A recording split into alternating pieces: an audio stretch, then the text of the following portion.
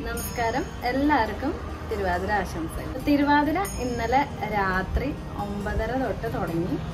ഇന്ന് അതായത് ജനുവരി 5-ാം തീയതി രാത്രി 9:30 തൊട്ട് പിറ്റേ ദിവസം ഫുള്ളുണ്ട്. ഇന്ന് 6-ാം തീയതി ഫുള്ളുണ്ട്.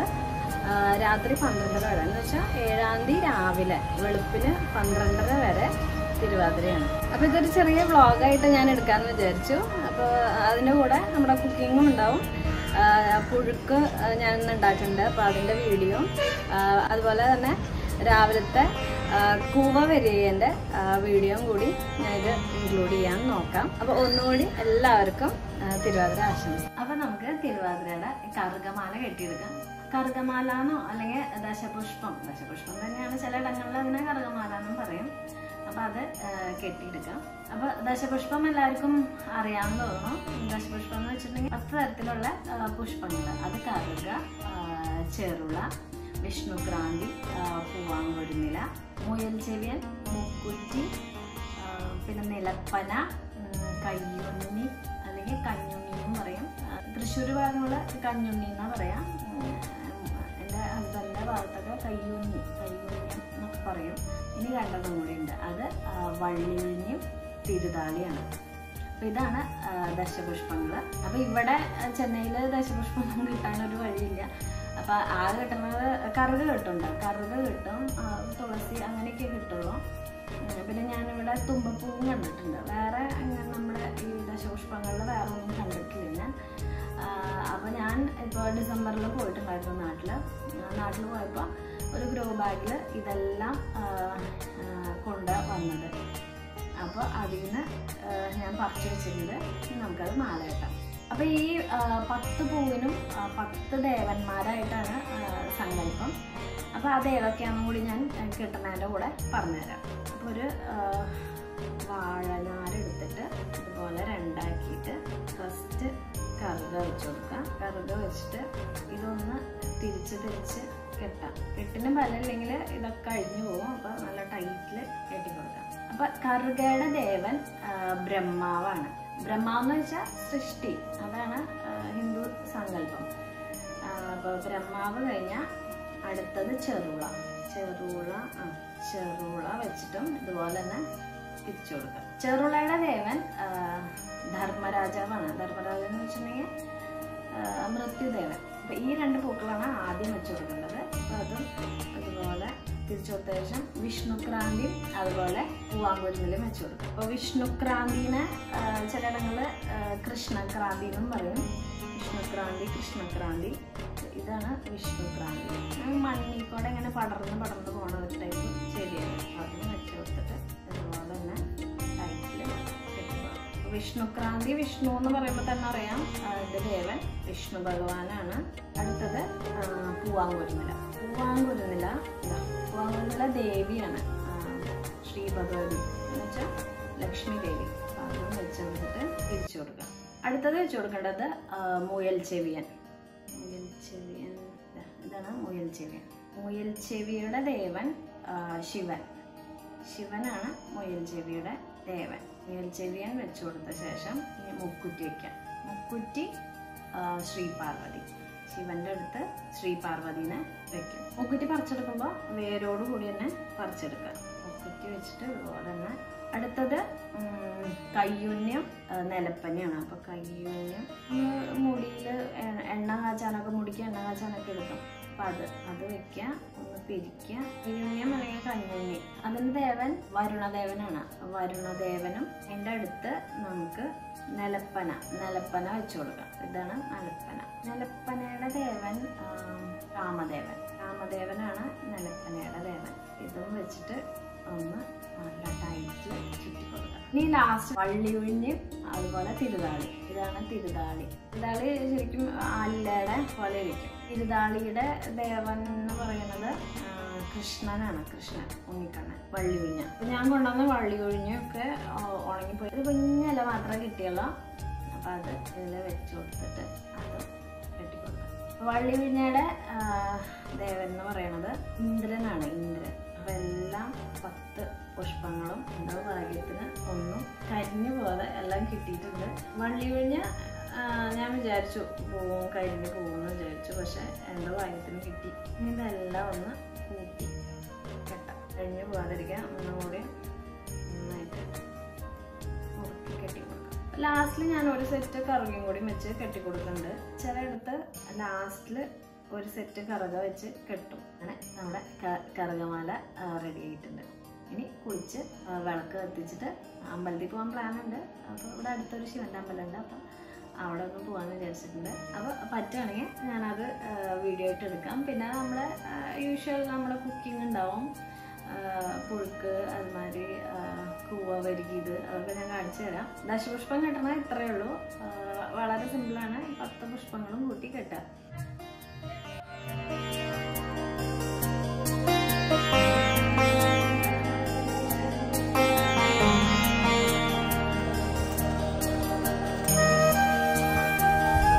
അപ്പോൾ അമ്പലത്തിൽ അന്ന് വിശേഷാൽ പൂജയായിരുന്നു. അന്ന് ശിവപാർവതി വിവാഹം അതിനോട് അനുബന്ധിച്ചിട്ടുള്ള ചടങ്ങുകളൊക്കെ ആയിരുന്നു.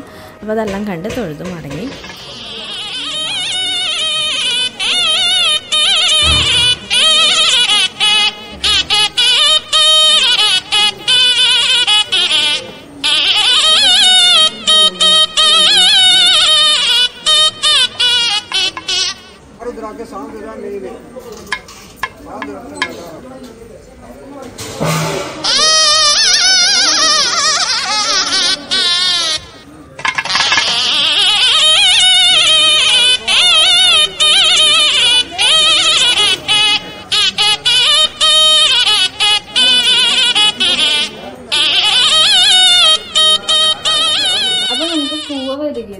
കൂവ പായസം ഉണ്ടാക്കാൻ വേണ്ടിയിട്ട് എന്താ വേണ്ടതെന്ന് നോക്കാം. അപ്പോൾ ഇതാണ് വെള്ളക്കൂവ.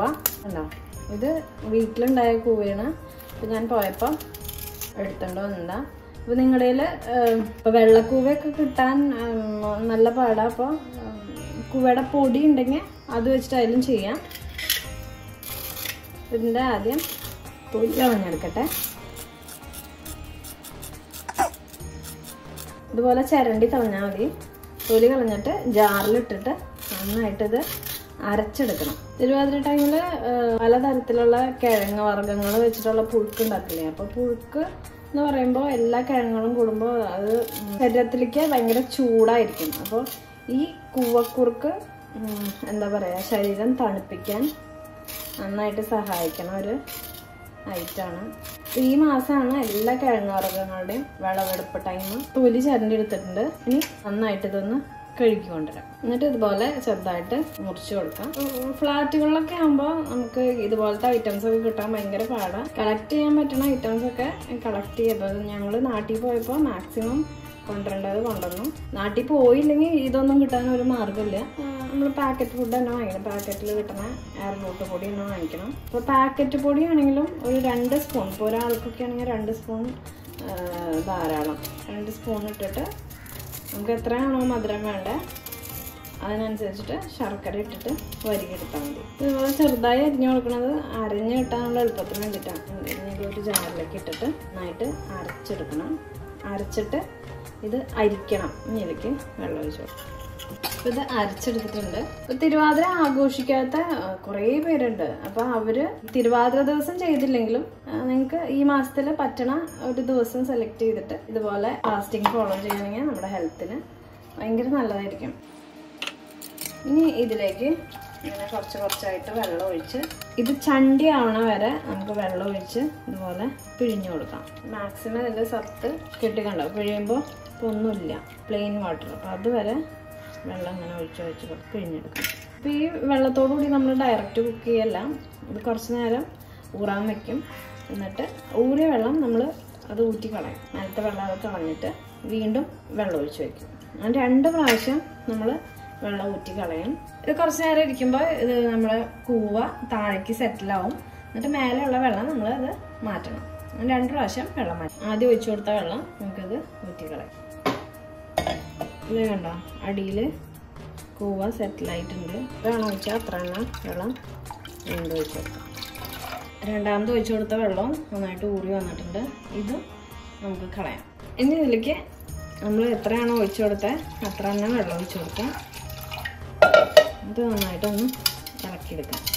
ഇത് കോൺഫ്ലവറിൻ്റെ ഒക്കെ പോലെയാണ് കൂവയും കുറച്ച് ലൂസാക്കി കൊടുക്കണം. ഇനി ഇതിലേക്ക് ഞാൻ ചേർക്കണത് 2 കഷ്ണം കരിപ്പട്ടി ശർക്കരയാണ്. അപ്പം ആദ്യം ഒരു കഷ്ണം ചേർത്തിട്ട് മധുരം വേണമെന്നുണ്ടെങ്കിൽ ഈ ഒരു ചെറിയ കഷ്ണം കൂടി ചേർക്കാം പിന്നീട്. ഇനി ഇത് അടുപ്പത്തേക്ക് വെക്കാം. ഫ്ലെയിം ഓണാക്കിയിട്ട് കൈ എടുക്കാതെ ഇളക്കി കൊടുക്കണം, അല്ലെങ്കിൽ ഇത് അടി പിടിക്കും. നമ്മളിത് നോൺ സ്റ്റിക്ക് പാൻ അല്ല, അതുകൊണ്ട് അടി പിടിക്കാൻ ചാൻസ് കൂടുതലാണ്.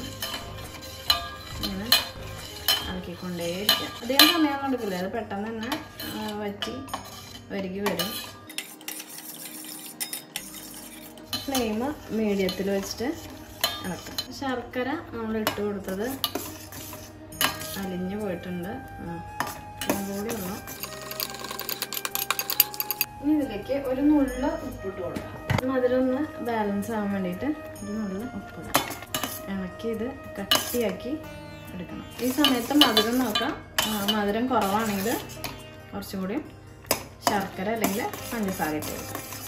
മധുരം നോക്കിയപ്പോൾ കുറച്ച് കുറവുണ്ട്, അപ്പം ഞാനൊരു സ്പൂൺ പഞ്ചസാര ഇട്ട് കൊടുക്കുന്നുണ്ട്. ഈ സമയത്ത് ശർക്കര ഇട്ട് കൊടുത്തിട്ടുണ്ടെങ്കിൽ ഉരുകി വരാൻ കുറച്ചുകൂടി താമസമായിരിക്കും. നല്ലത് പഞ്ചസാരയാണ്. ഞാനൊരു സ്പൂണ് പഞ്ചസാര ഇട്ട് കൊടുക്കും. എന്നിട്ട് അതുപോലെ തന്നെ വീണ്ടും നന്നായിട്ട് ഇളക്കി കൊടുക്കും. ഇതായിട്ടുണ്ട്. ഇനി ഇരുന്ന് ഇത് വീണ്ടും ഒന്ന് വറ്റി വരും. ഫ്ലെയിം ഓഫ് ചെയ്യാം. ഫ്ലെയിം ഓഫ് ചെയ്തിട്ടായാലും തേങ്ങ ഇടാം, അതിന് മുമ്പായാലും തേങ്ങ ഇടാം. അപ്പം എങ്ങനെ വേണമെങ്കിലും ഇട്ട് കൊടുക്കാം. 1 കപ്പ് തേങ്ങ ഇട്ടിട്ടുണ്ട്. തേങ്ങയൊക്കെ നിങ്ങളുടെ ഇഷ്ടത്തിന് ഇട്ട് കൊടുക്കാം. തേങ്ങ കഴിക്കാൻ ഇഷ്ടമുള്ളവർക്ക് 1 കപ്പ് 1 കപ്പ് വരെ ആക്കാം. ഇത് ഞാൻ ഇതിലേക്ക് ഒരു ഐറ്റം കൂടിയും ചേർക്കുന്നുണ്ട്. അപ്പോൾ ഇത് രാവിലെ കുടിച്ച കരിക്കിൻ്റെ കാമ്പാണ്. അപ്പം അത് ഇതിലേക്ക് ഇടുന്നത്. അങ്ങനെ നമ്മുടെ കൂവപ്പായസം അല്ലെങ്കിൽ കൂവ വരികിയത് റെഡി ആയിട്ടുണ്ട്. അപ്പോൾ നമുക്കിനി തിരുവാതിരപ്പുഴുക്ക് ഉണ്ടാക്കാം. അതിന് വേണ്ടിയിട്ട് ഞാൻ തലേ ദിവസം തന്നെ ഇന്നലെ രാത്രി തന്നെ ഒരു പിടി വൻപയറും ഒരു പിടി മുതിരയും കൂടിയിട്ട് വെള്ളത്തിലിട്ടിട്ടുണ്ടായിരുന്നു കുതിരാൻ വേണ്ടിയിട്ട്. ഇത് നന്നായിട്ട് കുതിർന്ന് വന്നിട്ടുണ്ട്. അപ്പോൾ ഇതൊന്നും കൂടി നന്നായിട്ട് കഴുകണം. എന്നിട്ട് കുക്കറിലേക്ക് ഇട്ടിട്ട് ഒരു 2 വിസിൽ അടിച്ചെടുക്കാം. കുക്കറിലേക്ക് കുതിർത്ത് വെച്ച പയറും മുതിരയും ഇട്ട് കൊടുക്കാം. ഉപ്പ് ഇട്ട് കൊടുക്കണ്ട. അതിൻ്റെ ശേഷം കിഴങ്ങുവർഗ്ഗങ്ങളൊക്കെ ചേർക്കുമ്പോൾ ആ സമയത്ത് ഇതിനും കൂടിയും പാകത്തിനുള്ള ഉപ്പ് ചേർത്താൽ മതി. ഇതിൻ്റെ കൂടെ ചെറുപയറിടാം, കടലിടാം, എന്ത് വേണമെങ്കിലും ഇടാം പയറുവർഗ്ഗങ്ങൾ. ഇനി ഇതിലേക്ക് ആവശ്യമുള്ള വെള്ളം ഒഴിച്ച് കൊടുത്തിട്ട് 2 വിസിൽ. ഇപ്പം ഇത് വെന്ത് വരുന്ന സമയമുണ്ട്. നമുക്ക് ഏതൊക്കെ കിഴങ്ങുകളാണ് ഞാനിന്ന് എടുത്തേക്കണമെന്ന് നോക്കാം. ഇപ്പം ഞാനൊരു ചെറിയ കഷ്ണം ചേന എടുത്തിട്ടുണ്ട്, ഒരു നേന്ത്രക്കായ എടുത്തിട്ടുണ്ട്, പിന്നെ എടുത്തിരിക്കുന്നത് കാച്ചിൽ. ഇപ്പോൾ കാച്ചിൽ 2 ടൈപ്പ് ഉണ്ട്, വയലറ്റും ഉണ്ട്, അതുപോലെ തന്നെ വെള്ളക്കാച്ചിലും ഉണ്ട്. അപ്പോൾ ഇത് വയലറ്റാണ്. പിന്നെ ചേമ്പ് എടുത്തിട്ടുണ്ട്, ഒരു ചെറിയ കഷ്ണം ചേമ്പ്. ഇത് ചെറുകിഴങ്ങാണ്, കണ്ടോ നിറയെ നാരുകളുണ്ടാവും, ചെറുകിഴങ്ങ്. പിന്നെ എടുത്തത് കൂർക്ക, പിന്നെ ഒരു കപ്പയുടെ കഷ്ണം എടുത്തിട്ടുണ്ട്. അപ്പം മധുരക്കിഴങ്ങ് വേണമെങ്കിൽ അതും കൂടിയും ചേർക്കാം. ഇപ്പം എൻ്റെ കയ്യിൽ മധുരക്കിഴങ്ങ് ഇല്ല, അതുകൊണ്ട് ഞാനത് സ്കിപ്പ് ചെയ്യണം. അപ്പോൾ ഇതെല്ലാം നമുക്ക് ക്ലീൻ ചെയ്തിട്ട് നുറുക്കി എടുത്തിട്ട് വരാം. കുക്കറൊന്ന് നമുക്ക് തുറന്ന് നോക്കാം. പയർ മുതിരയൊക്കെ നന്നായിട്ട് വെന്തിട്ടുണ്ട്. ഇനി നമ്മൾ മുറിച്ച് വെച്ച കിഴങ്ങുകൾ ഇതിലേക്ക് ഇട്ട് കൊടുക്കാം. ഇപ്പോൾ പുറത്തൊക്കെ ആണെങ്കിൽ, നാട്ടിലാണെങ്കിൽ ഈ എല്ലാ ഐറ്റംസും കിട്ടും, പുറത്തൊക്കെ ആണെങ്കിൽ ഇതുപോലത്തെ എല്ലാ ഐറ്റംസും കിട്ടാൻ ഭയങ്കര പാടാണ്. അപ്പോൾ ഈ കാച്ചിലൊന്നും ഇവിടെ ഒന്നും കിട്ടുകയില്ല. അതുപോലെ ചെറുകിഴങ്ങ് അതൊക്കെ കിട്ടാൻ പാടാണ്. ചേമ്പ് കിട്ടും ഇവിടെ, കപ്പയും കിട്ടും. അപ്പോൾ നിങ്ങളുടെ കയ്യിൽ എന്ത് ഐറ്റംസ് ആണോ ഉള്ളത്, എന്ത് കിഴങ്ങുകളാണോ ഉള്ളത്, അത് ഇട്ടിട്ട് നമുക്ക് പറ്റുന്ന രീതിയിൽ ഒരു പുഴുക്കുണ്ടാക്കി കഴിക്കും. ഇനി ഇതിലേക്ക് കുറച്ച് മഞ്ഞൾപ്പൊടി ഞാൻ ഇട്ട് കൊടുക്കുന്നുണ്ട്. മഞ്ഞൾപ്പൊടി ഇട്ടില്ലെങ്കിലും കുഴപ്പമൊന്നുമില്ല. ഞാൻ മഞ്ഞളും മുളക് പൊടിയും കുറച്ച് ഇടുന്നുണ്ട്. കുറച്ച് മുളക് പൊടി. ഇപ്പോൾ ഫുള്ളായിട്ട് പച്ചമുളക് മാത്രമായിട്ട് യൂസ് ചെയ്യുക, അതൊക്കെ നിങ്ങളുടെ ഇഷ്ടം. നിങ്ങൾക്ക് എങ്ങനെയാണ് കഴിക്കാൻ താല്പര്യം അതുപോലെ നിങ്ങൾ ഉണ്ടാക്കി കഴിക്കും. ചിലവർക്ക് മുളക് പൊടി അത്ര ഇഷ്ടമല്ല, പച്ചമുളക് തന്നെ അവർ മാക്സിമം യൂസ് ചെയ്യും. അപ്പോൾ അവർ പച്ചമുളക് തന്നെ എടുക്കുക, ഇല്ലെങ്കിൽ മുളക് പൊടി ഇടുക. പിന്നെ വറ്റൽമുളക് ഉണ്ടെങ്കിൽ അത് മുഴുവനോടെ ആയാലും ഇട്ടാലും നല്ലതാണ്. ഇനി ഉപ്പിട്ട് കൊടുക്കണം. ആവശ്യത്തിനുള്ള ഉപ്പിട്ട് കൊടുത്തിട്ട് ഒന്ന് ഇളക്കി. വെള്ളം വേണമെന്നുണ്ടെങ്കിൽ കുറച്ചും കൂടി വെള്ളം ഒഴിച്ചിട്ട് ഒരൊറ്റ വിസിൽ അടിച്ചെടുക്കും. കുറച്ച് വെള്ളം ഒഴിക്കാം, ഇതൊന്ന് ഇളക്കിയിട്ട് അടച്ചു വെച്ച് ഒരു വിസിൽ. ഒരു അരമുറി വലിയ തേങ്ങയിലേക്ക് കുറച്ച് ജീരകവും ഒരു 5-6 പച്ചമുളകും ചതച്ചെടുത്തിട്ട് നമുക്ക് ഈ പുഴുക്കിലേക്ക് ഇട്ട് കൊടുക്കണം. അപ്പോൾ പച്ചത്തേങ്ങ കിട്ടണമെങ്കിൽ ഏറ്റവും നല്ലത് പുഴുക്കിന് പച്ചത്തേങ്ങയാണ്. തുറന്ന് നോക്കാം. അപ്പോൾ ഇതൊക്കെ നന്നായി വെന്തുണ്ട്. ഇനി ഇതിലേക്ക് നമ്മൾ ചതച്ച് വെച്ച തേങ്ങ ഇട്ട് കൊടുക്കാം. ഇനി എല്ലാം കൂടി ഒന്ന് നന്നായിട്ട് മിക്സ് ചെയ്യാം. കുറച്ച് കറിവേപ്പിലയും വെളിച്ചെണ്ണയും ഒഴിച്ചാൽ മതി. ഇതിലേക്ക് കടുക് വറുത്തിടുക അങ്ങനത്തെ സംഭവങ്ങളൊന്നുമില്ല. ഇങ്ങനെ തന്നെയാണ് കഴിക്കുക. ചിലവർ ജീരകമൊന്നും ഇടില്ല, വെളുത്തുള്ളി മാത്രം, ഒരു വെളുത്തുള്ളി അല്ലെങ്കിൽ ഒരു ചെറിയുള്ളി മാത്രം ഇടും.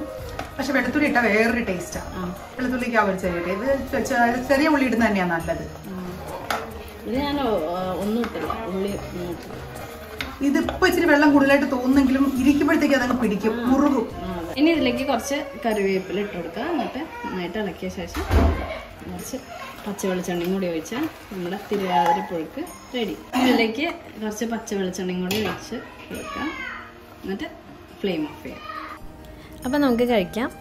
നമ്മുടെ പുഴുക്കും മാങ്ങാഞ്ചി വെച്ചിട്ടുള്ള ചമ്മന്തിയും കൂവ വെരുകിയതും അതുപോലെ ഗോതമ്പ് കഞ്ഞി ഉണ്ടാക്കിയിട്ടുണ്ട്. അത് വെച്ചിട്ട് നമുക്ക് നമ്മുടെ ലഞ്ച് കഴിക്കാം.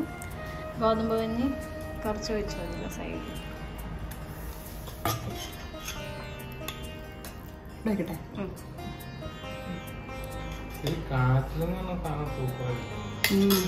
ഉടഞ്ഞിട്ടുണ്ടാവും. ഇനി നൈറ്റ് വല്ല പഴങ്ങളോ അല്ല ഗോതമ്പ് വെച്ചിട്ട് എന്തെങ്കിലും ഉപ്മാവ് എന്തെങ്കിലും കഴിക്കുള്ളൂ. ഇനി രാത്രി 12:15 ആകുമ്പോൾ നമ്മുടെ വ്രതം വിടും. കുറച്ച് തുളസി തീർത്ഥം കുടിച്ചിട്ട്. ഓക്കേ. പുഴുക്കും ചമ്മന്തിയും കഞ്ഞിയും പപ്പടവും. കൂവ ഇച്ചിരി ഭയങ്കര ഹെൽത്തിയാ. കൂവ ഭയങ്കര തണുപ്പല്ലേ.